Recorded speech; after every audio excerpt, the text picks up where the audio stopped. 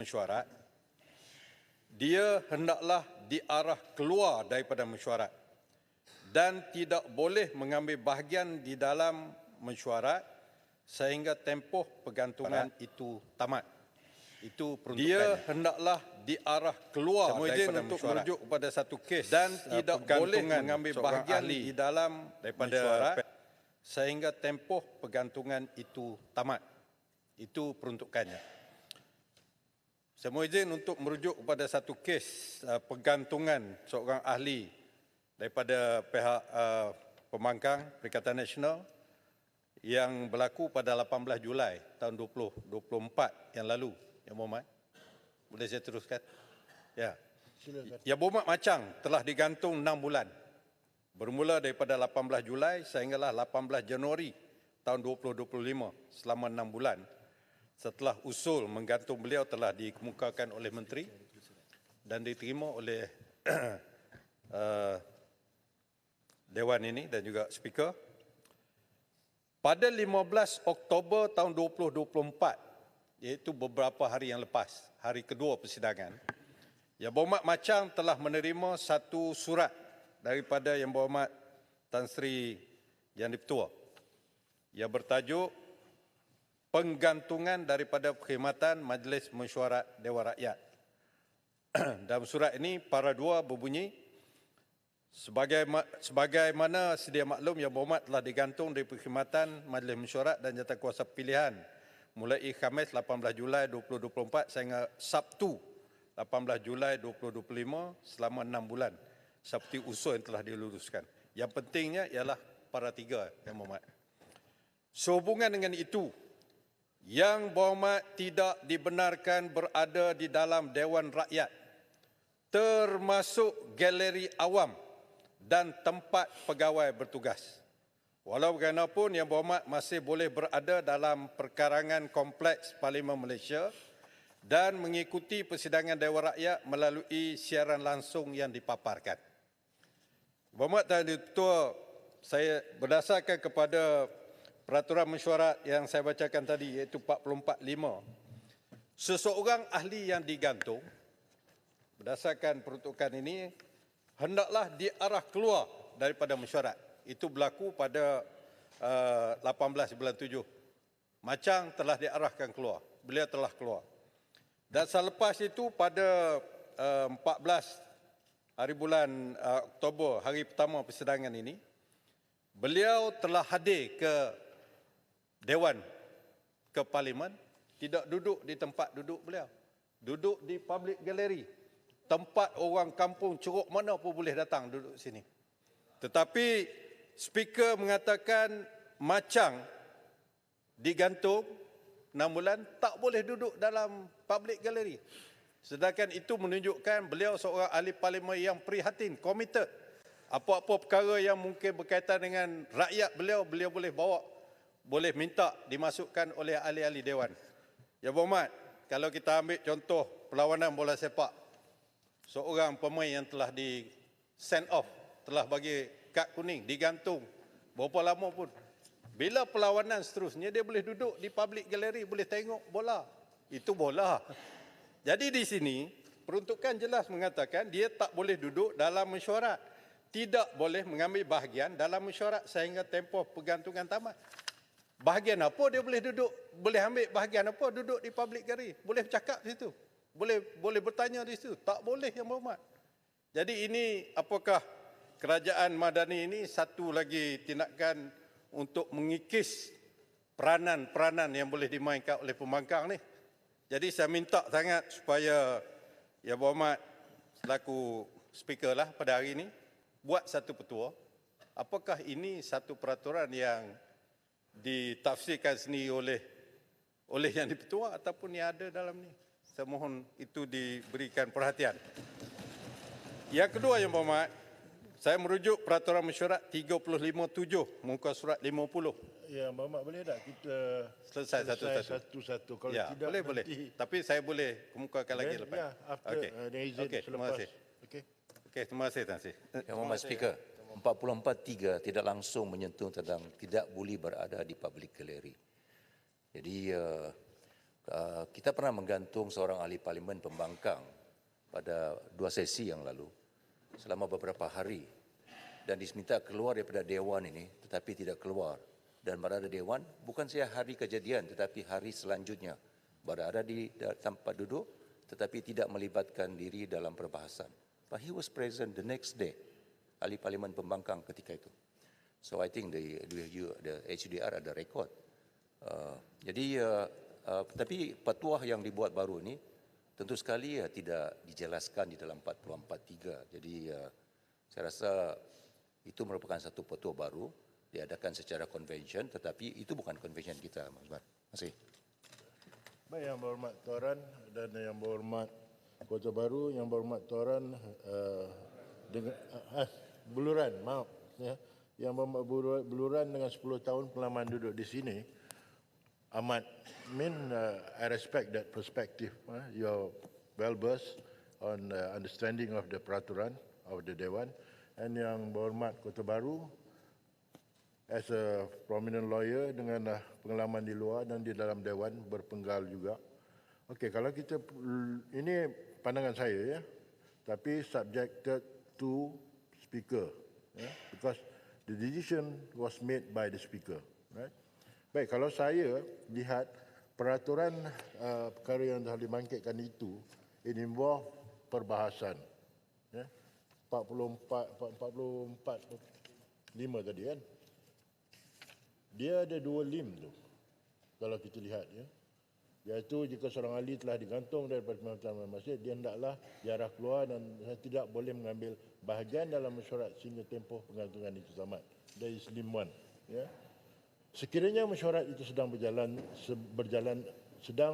tamat sebelum tamat tempoh penggantungan itu, maka baki tempoh penggantungan itu hendaklah dibawa ke mesyuarat ke depan. That means to say, ada balance tu dibawa ke the next session lah.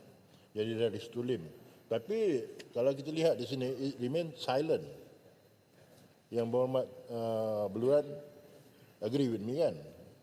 Yang Berhormat Kota Baru pun setuju dengan saya. It remain silent di mana kedudukan Yang Berhormat ini berada. Do you agree with me that?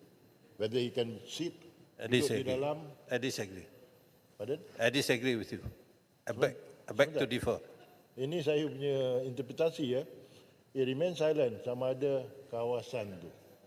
Dia boleh duduk dalam ke, dia boleh duduk di luar ke.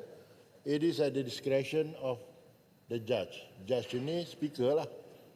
Kalau saya lihat pada surat yang telah dikeluarkan oleh speaker, kalau para 3, dia menghadkan, menetapkan kawasan mana. Jadi authority yang saya rasa yang buat Beluran akan bersetuju dengan saya, the authority keputusan masih pada speaker. Saya tak boleh override. Melainkan kita di majlis ini mempunyai hierarchy of court. Saya still subservient kepada speaker. Apa yang saya cadangkan, insiden yang telah berlaku pada 18 hari bulan tersebut, usulkan untuk keputusan berpandu dengan surat ini. The decision of, dengan izin, the decision of the speaker berpandu kepada 44 ini dan decision surat ini.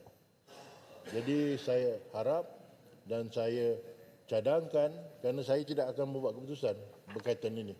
The authority made by the speaker. Kalau saya yang berhormat dalam majlis boleh override dengan keputusan speaker. Hierarki kita di dalam majlis ini. Ini pandangan saya. Ya, Datuk Speaker. Bentar. Bagi selesai dulu. Bagi saya selesai satu kejap. Bagi yang berhormat. Tak perkara yang sama yang saya nak beritahu. Nantilah saya akan bagi yang berhormat. Jangan risau. Saya try to be as fair as possible. So maksudnya Yang Berhormat tidak akan buat apa-apa Saya petua tidak ruling akan pada buat hari ini. keputusan bab ini kerana keputusan saya tak boleh override. Boleh direkodkan, put on record, saya dibenarkan untuk bangkitkan semula apabila dipengerusikan oleh speaker. Baik, untuk rekod majlis, saya membenarkan Ya. perkara ini supaya Terima kasih. dibangkitkan semasa beradanya speaker Dewan Rakyat di sini. Ya. Masya Allah. Terima kasih banyak. Terima kasih. Yang kedua Yang Berhormat, Yang Speaker, Tuan Dipertua. perkara yang sama Nanti, yang nanti Boleh, tak selesai tentang same issue. Ya. Perkara yang Bentar, saya benarkan Yang Berhormat Besut ya. dulu Okey, ya. terima kasih, Yang Ketua. Beluran saya akan bagi benar. Saya lihat arahan yang diberi ataupun keputusan dibuat adalah urusan pentadbiran. Bukan berlaku di dalam Dewan. Bermakna keputusan yang muktamad dan sebagainya adalah daripada keputusan di dalam Dewan.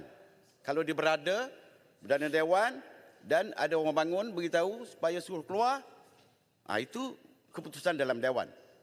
Ini pentadbiran, maknanya boleh, maknanya timbalan speaker boleh override apa.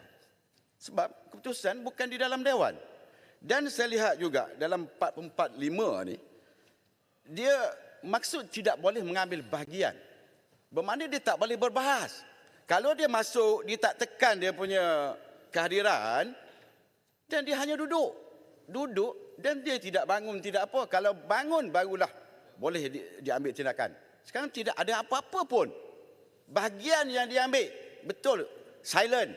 Tapi maksudnya bahagian tu. Mengambil bahagian. Apa maksud mengambil bahagian? Kalau duduk, tak mengambil bahagian. Ini mesyuarat, berkenaan dengan mesyuarat dalam Dewan. Ini maksud saya. Dan saya ingin juga rujuk kepada 44.3. 44.3 ni, keputusan yang dibuat oleh pengurusi tempoh hari, yang ketua, dia merujuk kepada usul yang dibuat oleh menteri. Padahal dalam 44.3 yang dipertua ada kuasa penuh. Bermakna kalau dia rasa tak mencukupi hukuman di bawah 44.2 ataupun 44.1, dan dia boleh mengambil tindakan untuk hukuman yang lebih berat.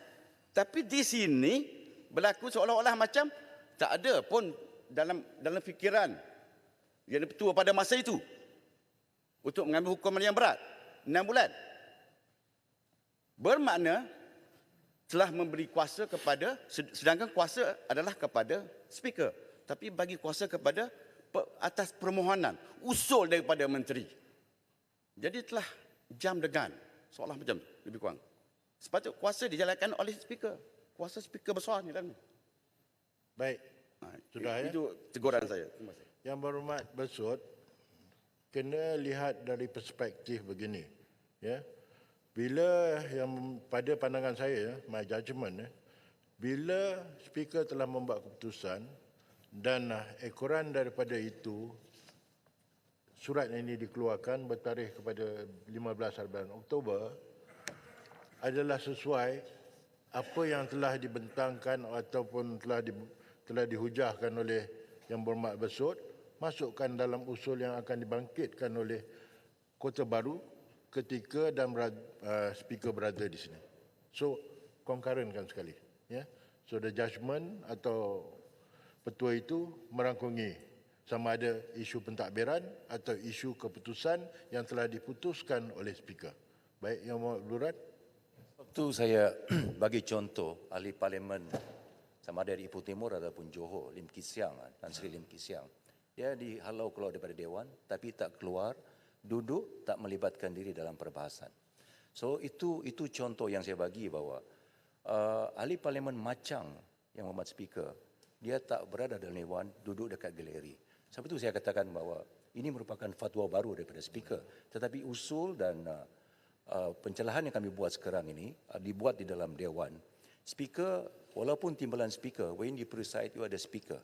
Dan keputusan speaker, timbalan speaker yang preside Dewan adalah keputusan Speaker of the House. Jadi it binding. Itu yang dibuat oleh Tan Sri Speaker adalah keputusan pentadbiran. Yang kami bawa hari ini adalah satu usul di bawah peraturan masyarakat yang timbalan Speaker as Speaker now. When you preside, you ada speaker. Semua ahli Dewan should address the timbalan Speaker as Speaker, is not Deputy Speaker. Yeah, I agree. So, keputusan Speaker juga merupakan satu keputusan Dewan yang tidak boleh dikaji semula oleh Speaker. Jadi saya ingin rekodkan bahawa saya bagi contoh pernah berlaku dalam Dewan, ahli yang digantung, diarak keluar tetapi kekal berada dalam Dewan. Jadi itu berlaku. So kami katakan bahawa pendapat bahawa ahli parlimen macam patut dibenarkan berada di galeri dan tidak terlibat di dalam perbahasan dalam Dewan. Terima kasih. Baik, Yang Berhormat Beluran. I quite agree on the perspective that the first part yes, the person who sits on the bench has the prerogative power sama juga macam mana speaker. Walau bagaimanapun, bagi saya interpretasi, di luar kita have High Court, Appeal Court dan sebagainya. Saya masih terikat lagi kepada binding itu. Dan bagi makluman yang beluran, if we are going to go on the doctrine of Presiden, saya rasa keputusan untuk saya tidak membuat keputusan itu adalah selari. Ya.